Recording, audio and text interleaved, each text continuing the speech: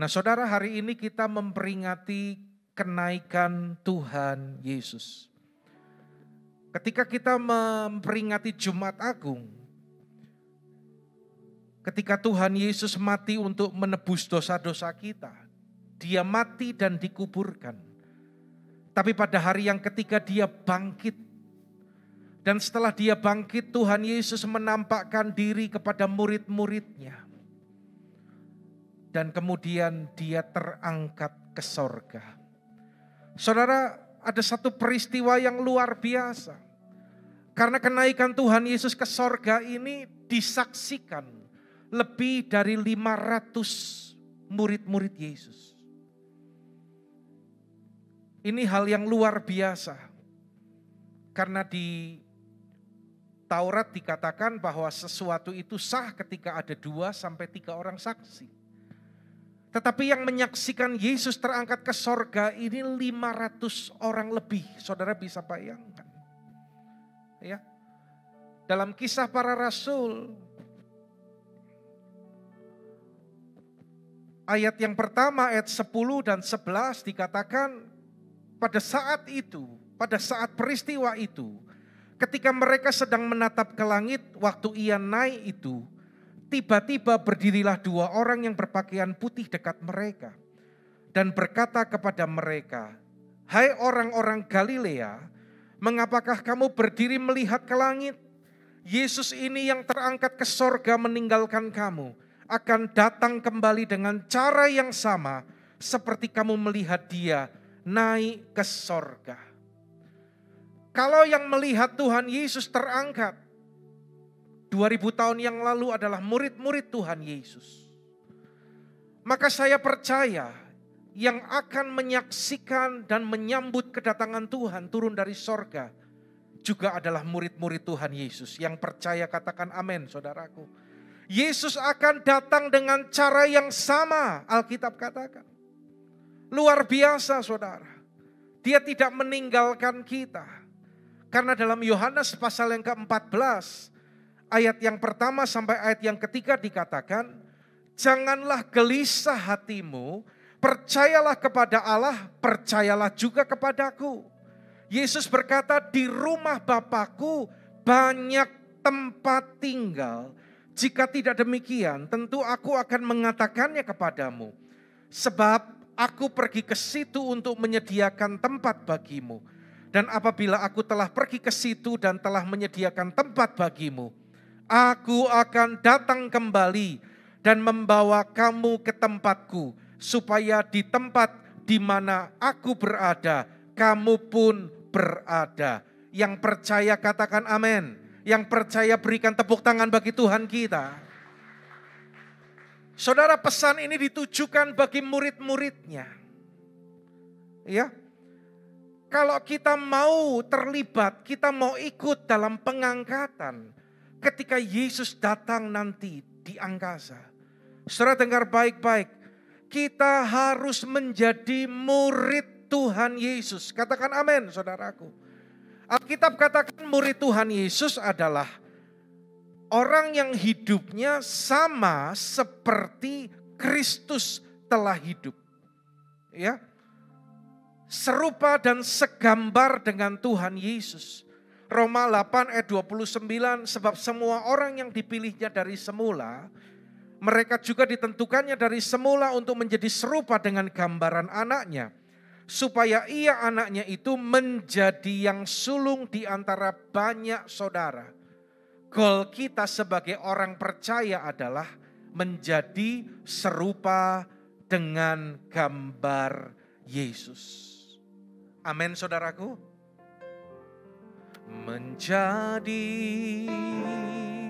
seperti Kau Yesus, menjadi seperti Kau Yesus, menjadi sempurna dalam seluruh hidupku. Yang mau menjadi seperti Yesus katakan, menjadi seperti Kau Yesus. menjadi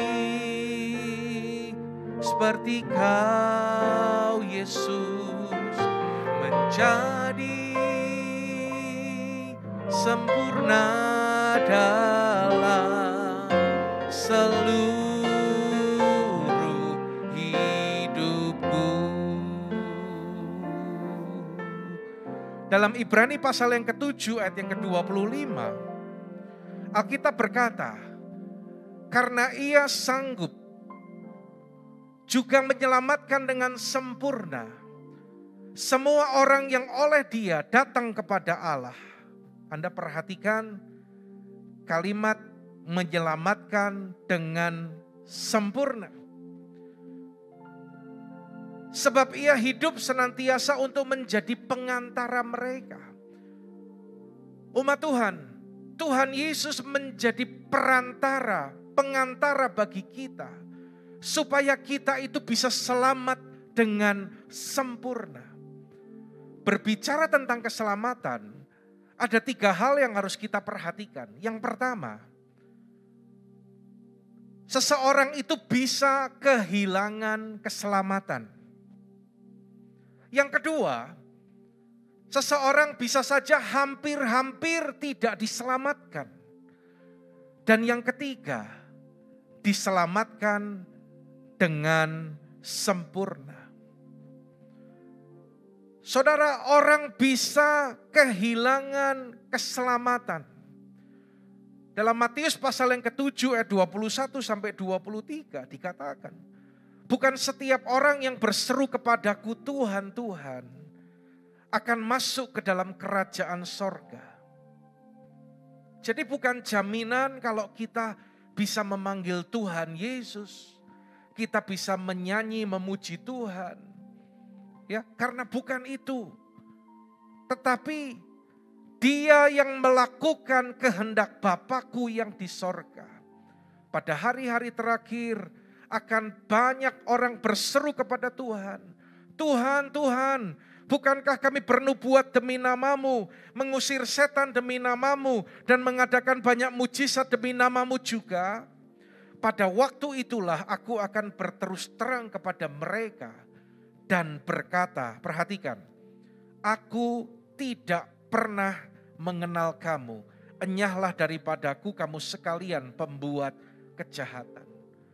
Saudara, ini adalah peringatan bagi kita semua. Baik hamba-hamba Tuhan dan kita semua orang-orang yang beribadah dan melayani Tuhan. Ya. Ibadah dan pelayanan kita bukan untuk mencari kemuliaan diri sendiri. Bukan untuk mencari popularitas. Bukan untuk motivasi yang salah.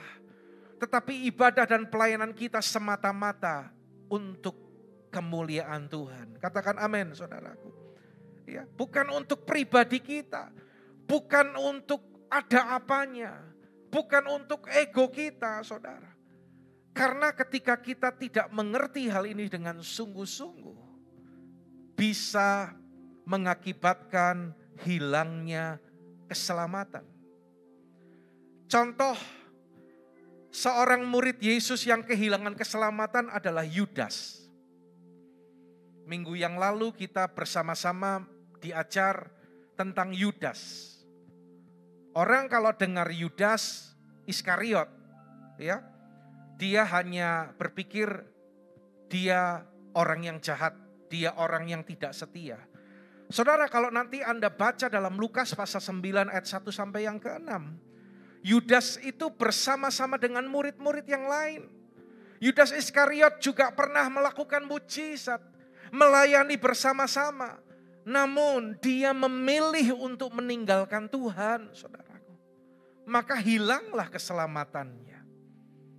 Ya, bahkan Alkitab berkata bahwa ia menerima uang itu lalu melemparkan uang itu ke bait suci dan dia pergi menggantung diri.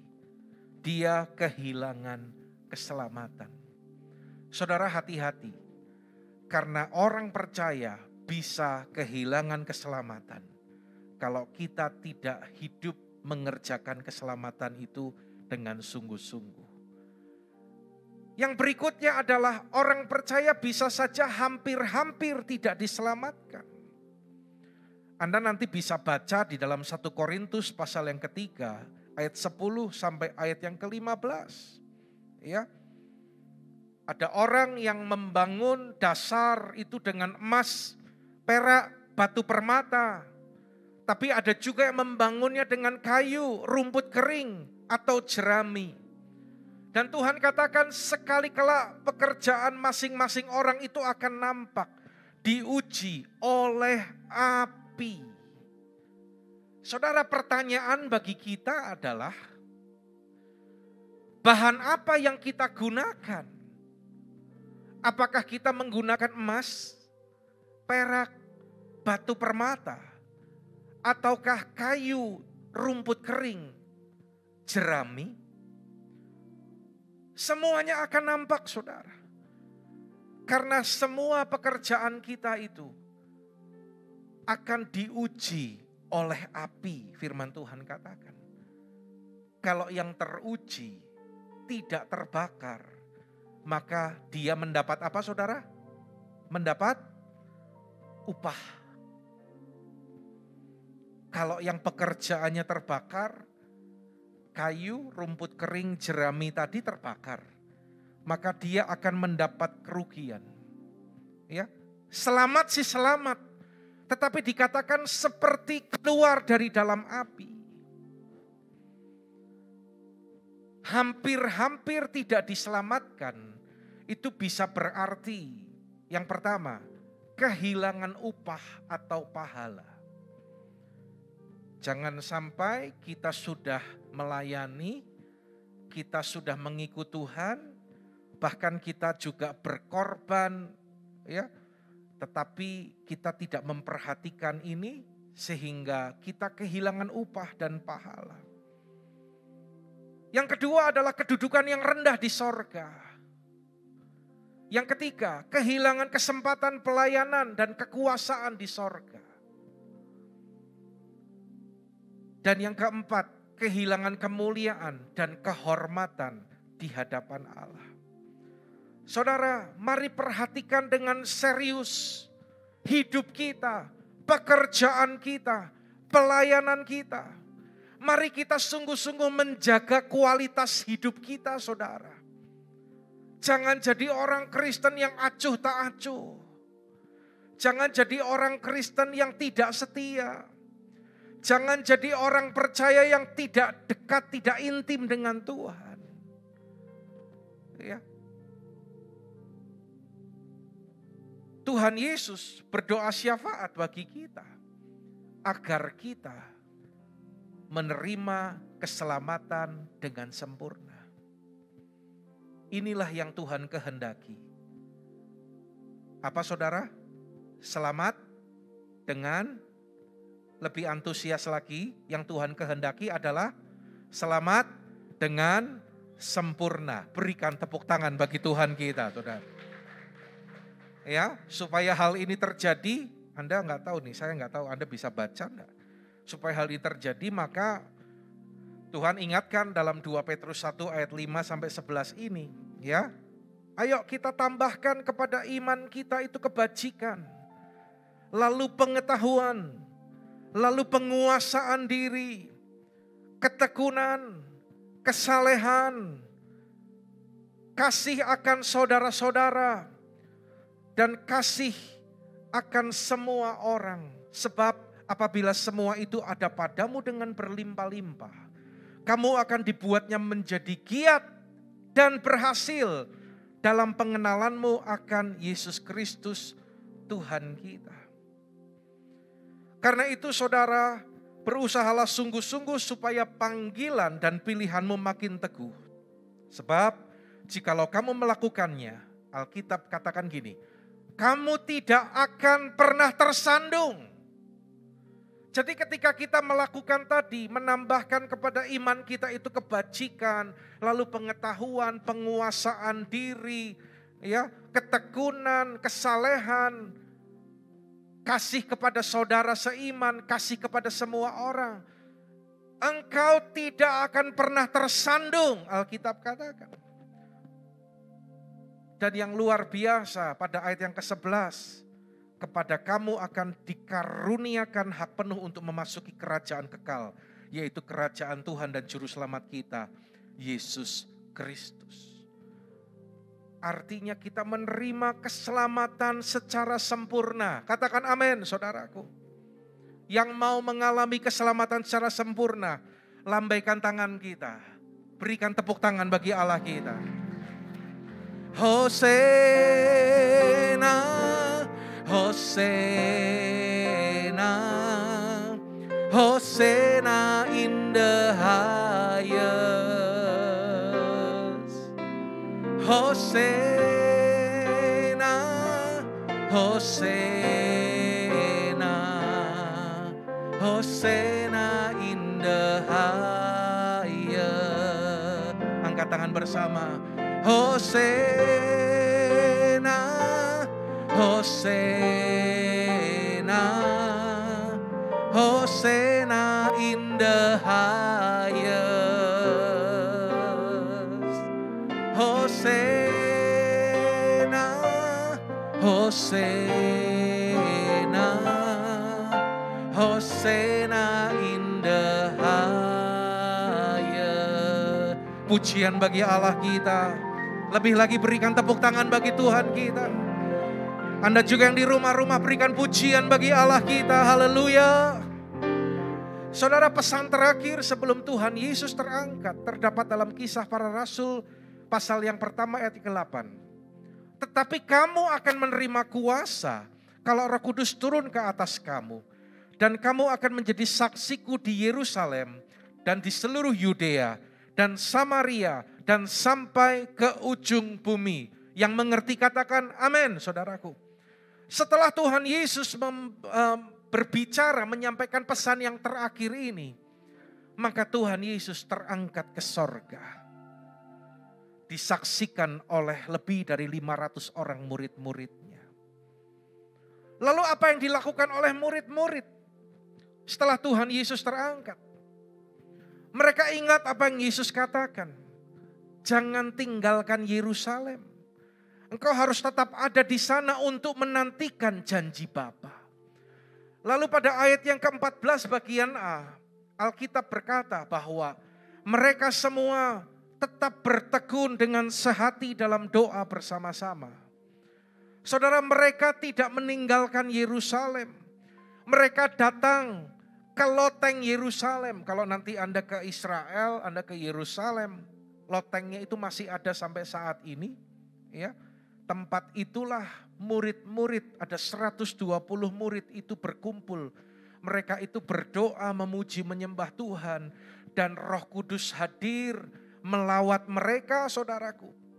Bahkan dalam Kisah Para Rasul pasal yang kedua dikatakan ada lidah-lidah api melawat mereka semua. Maka penuhlah mereka dengan Roh Kudus. Mereka dibaptis dengan Roh Kudus. Saudara, sebagai orang percaya, tidak hanya berhenti hanya kita itu percaya dan dibaptis. Ya. Tetapi firman Tuhan berkata bahwa para murid ini mereka dibaptis dengan Roh Kudus. Dengan tanda awal berbahasa roh. Jadi bahasa roh itu adalah sesuatu yang alkitabiah. Itu adalah bahasa yang diberikan oleh Bapa kepada kita untuk kita berdoa dengan roh kita, dengan keluhan-keluhan yang tidak terucapkan. Mereka bertekun, mereka berdoa. Saudara, seperti apa yang selalu kita dengung-dengungkan bahwa mereka bertekun dengan sehati dalam doa bersama-sama, siang dan malam dalam unity. Ya, itu adalah prinsip pondok Daud, prajurit Tuhan yang gagah perkasa, yang memiliki gaya hidup doa, pujian, penyembahan bersama-sama dalam unity siang dan malam. Dan apa yang terjadi? Murid-murid pada saat itu setelah mereka terima pengurapan Roh Kudus, setelah mereka dibaptis Roh Kudus, dengar, mereka dipakai Tuhan dengan luar biasa untuk memberitakan amanat agung. Mereka tetap melakukan tugas mereka. Tetapi hidup mereka dipakai Tuhan untuk memberitakan amanat agung. Saudara, mari kita introspeksi keadaan kita. Apakah selama ini kita sebagai orang percaya, kita sudah hidup dengan roh yang berkobar-kobar, roh yang menyala-nyala, sehingga hidup kita bisa menjadi saksi Tuhan. Inilah yang disebutkan dengan Pentakosta pertama. Peristiwa di loteng Yerusalem. Murid-murid dilawat oleh Roh Kudus. Pentakosta pertama ini dahsyat. Dan dalam beberapa ratus tahun setelah itu, yang luar biasa saudara, sekitar 70% dari dunia yang dikenal pada saat itu, yaitu yang berada di bawah kekaisaran Romawi, itu menjadi Kristen. Tepuk tangan bagi Allah kita, saudara. Saudara rindu hal yang demikian terjadi hari-hari ini? Amin, saudaraku. Pentakosta pertama di loteng Yerusalem 2000 tahun yang lalu. Pertanyaan bagi saudara dan saya adalah, apakah amanat agung sudah selesai? Belum. Tahun 1906, Roh Kudus kembali dicurahkan di Azusa Street.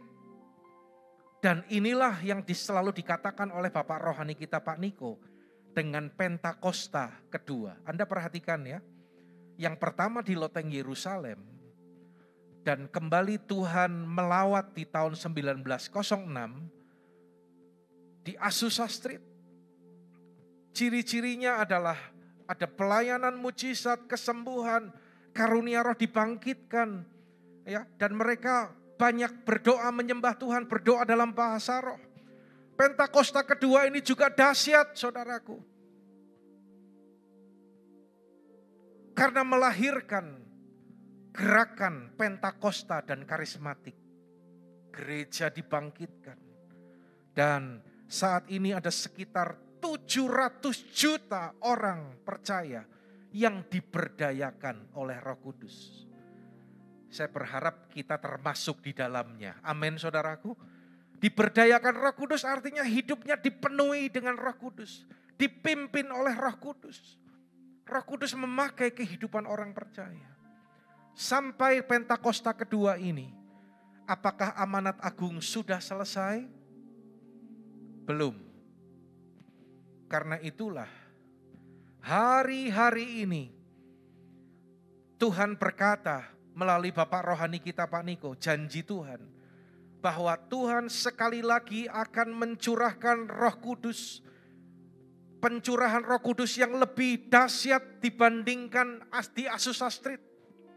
Inilah yang terus kita doakan, inilah yang sedang terjadi, inilah yang sedang kita alami, dan kita terus nantikan semakin dahsyat lagi, saudaraku, yaitu Pentakosta ketiga. Katakan amin. Berikan tepuk tangan bagi Allah kita, saudara. Ya. Dan saya percaya melalui Pentakosta ketiga ini, amanat agung akan selesai.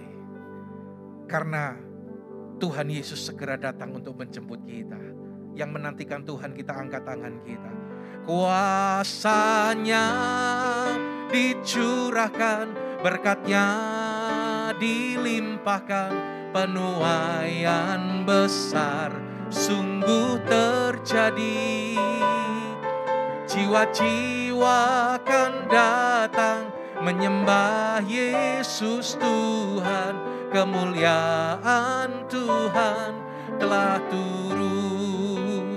Kuasanya dicurahkan, berkatnya dilimpahkan. Penuaian besar sungguh terjadi. Segala bangsa akan datang menyembah Yesus Tuhan. Kemuliaan Tuhan telah turun. Kemuliaan Tuhan telah turun. Angkat tangan kita bersama. Kemuliaan Tuhan telah Yang percaya berikan pujian bagi Allah kita.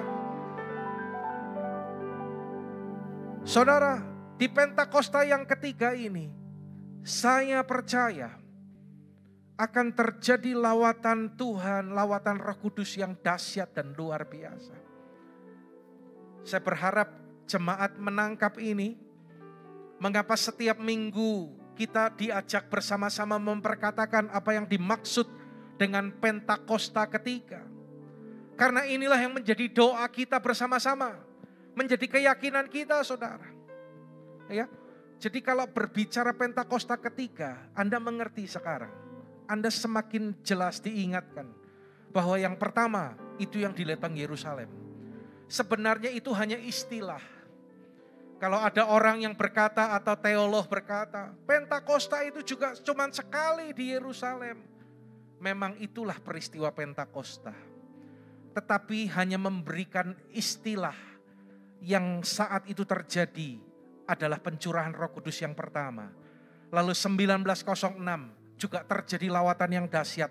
Itulah pencurahan Roh Kudus atau Pentakosta yang kedua. Dan saat ini sekali lagi seperti nubuatan dalam kitab Yoel, maka Tuhan juga akan melawat bangsa-bangsa termasuk kita di tempat ini. Diberikan istilah itulah Pentakosta ketiga. Yang mengerti katakan amin, saudaraku. Nah, Rasul Paulus berkata dalam 1 Korintus pasal yang ke-14 ayatnya yang kelima bagian A, demikian. Aku suka supaya kamu semua berkata-kata dengan bahasa roh. Dan pada pasal 14 ayat yang ke-18, aku mengucap syukur kepada Allah bahwa aku berkata-kata dengan bahasa roh lebih daripada kamu semua. Saya mengaminkan ini. Dan saya berdoa supaya hal ini terjadi pada kita. Katakan amin, saudaraku. Saudara, mungkin ada yang bertanya, untuk apa kita berbahasa roh? Kita akan melihat apa yang terjadi jika kita berbahasa roh. Maka yang pertama kita akan berani bersaksi tentang Yesus. Contoh dalam Alkitab adalah Petrus. Yang dulunya disebut Simon. Sebelum dia dipenuhi dan dibaptis Roh Kudus, dia pernah menyangkal Yesus sampai 3 kali. Penakut, gak berani. Tetapi apa yang terjadi setelah dia dipenuhi Roh Kudus, setelah dia dibaptis Roh Kudus, dia menjadi rasul yang berani bersaksi tentang Tuhan Yesus. Bahkan dia mengalami aniaya, dia disesah, dia dipenjarakan. Saudara perhatikan, orang yang dipenuhi oleh Roh Kudus, dia punya keberanian untuk bersaksi tentang Yesus. Kalau ada di tempat ini Anda yang berkata, saya masih takut bersaksi, Anda perlu dipenuhi dengan Roh Kudus. Lalu yang kedua, 1 Korintus 14 ayat 4 bagian A dikatakan bahwa siapa yang berkata-kata dengan bahasa roh, ia membangun dirinya sendiri. Ya, jelas orang yang berbahasa roh membangun iman kita, membangun diri kita. Lalu yang ketiga, kita akan lebih merasakan hadirat Tuhan dan lebih intim lagi dengan Dia. Mengapa saudara? Karena ketika kita berdoa dalam bahasa roh, kita sedang berkata-kata kepada Allah, bukan kepada manusia. Dan kita pun akan bisa berdoa lebih lama lagi. Anda pernah enggak ngalami, kok rasanya pingin berdoa, rasanya pingin nyembah Tuhan, tetapi enggak tahu apa yang harus diungkapkan. Apalagi ketika kita menghadapi pergumulan yang begitu berat, sampai tidak bisa berkata-kata. Saudara, saat itulah kita membutuhkan berdoa dalam bahasa roh. Roh kita yang berdoa, Alkitab katakan, dengan keluhan-keluhan yang tidak terucapkan, maka pergumulan kita, doa kita akan dinyatakan melalui roh kita kepada Bapa. Ayo terus latih ini, saudara, supaya kita lebih sungguh-sungguh lagi berdoa. Ya, kalau yang sudah dibaptis Roh Kudus dengan tanda awal berbahasa roh, Ayo sering digunakan, sering dipakai. Khususnya kalau kita doa secara pribadi, juga kalau kita sedang ada dalam ibadah di tempat ini, nyembah juga dalam bahasa roh. Ya, jangan diam, jangan pasif. Ayo bawa roh kita terus menyala-nyala, saudaraku.